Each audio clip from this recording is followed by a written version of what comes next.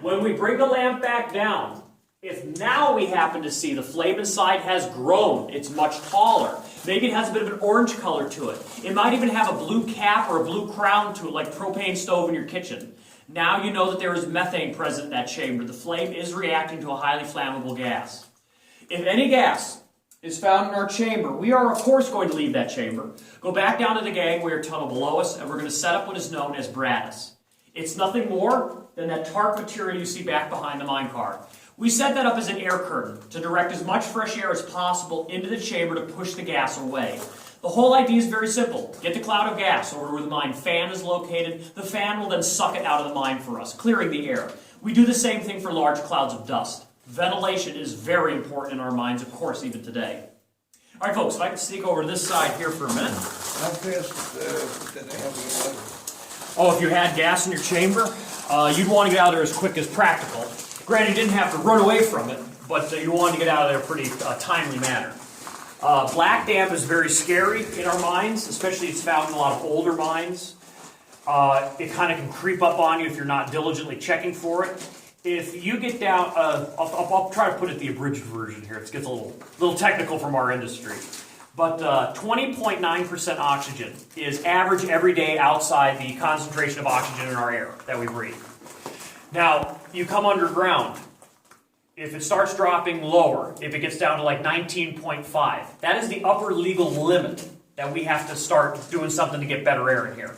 If it gets down to 16.5, this lamp goes out at 16.5%. 12% you're unconscious. 8% is lethal. So it's very diligent that you need to watch out for black damp. You have to be carefully watching it. That's why today's digital gas meters are so nice. It gives you a real world number, not just a visual. But most of our mines will still use this as a supplement to a digital gas meter. You have a lot of the older generation also swears by the lamp. They're still using these? Yes. Oh yes. Every mine that's active deep right now has at least one of these on site. Now, where are most mines now? South and west of here. The closest one that's a deep mine to here is 15 miles south of here on US 209 South. It's outside of New Philadelphia. Oh. Yep, and they're still working. There's a strip mine lower down on the hill, and they're deep mining up on the hill. Now, folks, what we're going to be heading through here in a moment is through the Mule Way here on the other side. Now, like I said, this is the first vein of coal we get to see a lot of on the tour. It is known as the Holmes vein. One of our thinner veins, as you can see from this opening. It's only about 4 to 5 feet thick on average. But like all the other veins in this valley, it starts some 240 feet up above us on the surface, on the edge of the valley in what we call the outcrop. This is where you can actually find the vein if you just dug dirt away a little bit. The vein dives down, going past us nearly 2,000 feet to the lowest underground level of the valley, or what we call the basin, before it swings back up and it heads on the other side of the valley until it meets another outcrop. The valley here is very narrow, only about 2 miles wide at its widest point. You can, of course, find the Holmes vein on either of the two sides. However, this vein of coal is nearly 60 miles long. You can find it east of here, outside of Jim Thorpe, and west of here in northern Dauphin County above the city of Harrisburg. Again, this is a lot of material here. The Holmes vein is one of 7 mineable veins of coal we have right here in this valley. It is also, unfortunately, our thinnest vein at 4 to 5 feet thick.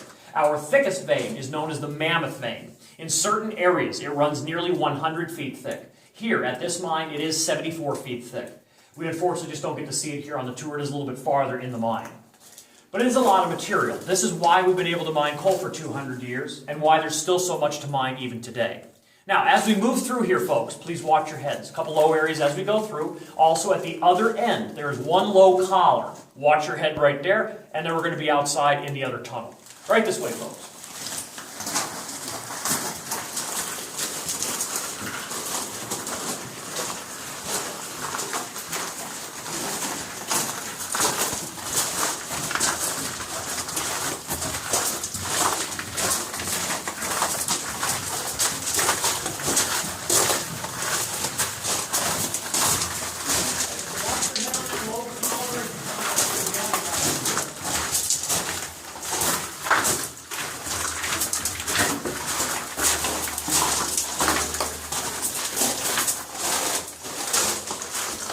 Now, folks, as you're coming on in, Where we are right now is one of our most important stops on our tour, because behind me is the bottom of a miner's chamber. This is your work area. This is where you'd be spending your 10-hour shift every day of your working career as a miner. Now, folks, the chamber you're going to be seeing in a little bit, up behind me, is of course in a completed state. It goes up for a distance of 200 feet, and it goes up at just over a 60-degree angle. Fairly steep. But you would arrive here at the base of the chamber with your laborers to begin your shift carrying the drill bits, box of dynamite, any lumber that you need to protect yourself, and any hand tools you need to go through your day. You and your laborers are going to start taking all of those supplies up into the chamber, up to the face of coal. Once you're up there, you're of course going to make sure that your air is good, you have good ventilation, and nothing loose is going to fall on you as you begin work. You are now going to start drilling in the face of coal, drilling 10 to 12 holes in that face, all 8 feet deep. Once you have the holes in place, you're going to load them all with dynamite, making sure that one stick in each hole contains an electric blasting cap. You are now going to tamp the holes good and tight, wire your caps together, grabbing all of your supplies and your equipment along with your laborers. You're going to make your way back down here to the safety of the gangway or tunnel below you. Now you as the miner are going to begin yelling the word fire 3 times as loud as you can. Once in either direction from you and once up the nearest chamber. You want other miners aware that you're about to blast.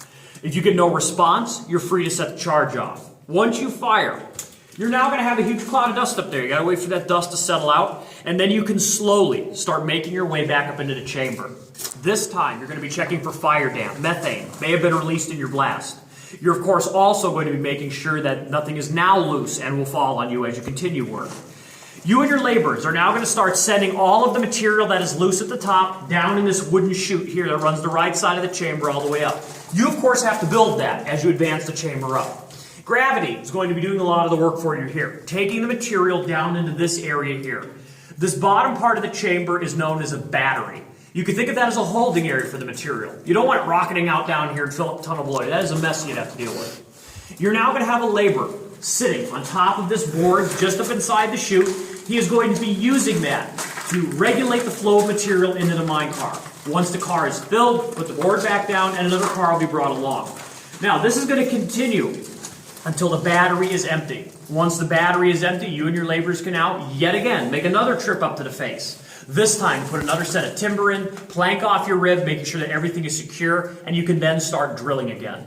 This is the daily work of a miner. It is essentially drill, blast, load, repeat, with these other little steps thrown in there. This is how we deep mine anthracite coal even today. This is an age-old process we continue here. Folks, I'm going to move out of here over to this side, but please have a look up there. Yes, sir. So what you're describing is what you mentioned the seams going up and down. Yes. So you're Yes. pursuing it up rather than sideways. Yes. The way we mine coal is you'd make a rock tunnel like this into the vein. As soon as you hit the vein, you have to imagine that's still a solid wall of rock. That's solid yet. So we've hit the vein. Now we're going to start going this way, into the vein, making a flat tunnel. And then every 60 feet in a vein of this thickness, we're now going to start going up and making a chamber. Every 60 feet. Completing, of course, one at a time as we go. Always using gravity and then tunneling back into your other chamber for ventilation and, of course, to remove more material. Yep. How far apart will these shafts go? About 60 feet. Okay. Yeah, about 60 feet. In a vein of this thickness. That varies based on your depth and how thick the coal seam is. In a seam of 4 to 5 feet, you can go about 60 feet.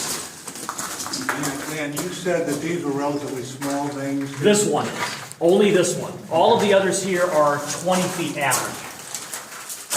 Okay, so much larger. Oh, yes. See it, okay. Yes, sir. Does that include support also? What's that? Columns? Yes. Oh, yes. That's what actually holds the mountain up. We mine in what's called the room and pillar method of mining. The chambers are the rooms where we're, of course, removing material. The pillars are the small squares or rectangles of solid material we leave to hold the mountain up. If we took it all out, the whole mountain caving on us. That's not good for anybody. Is that coal, is rock, or just rock, or a combination? Or? Oh, no, it would be actual, just solid coal. Yep, the pillars are all solid.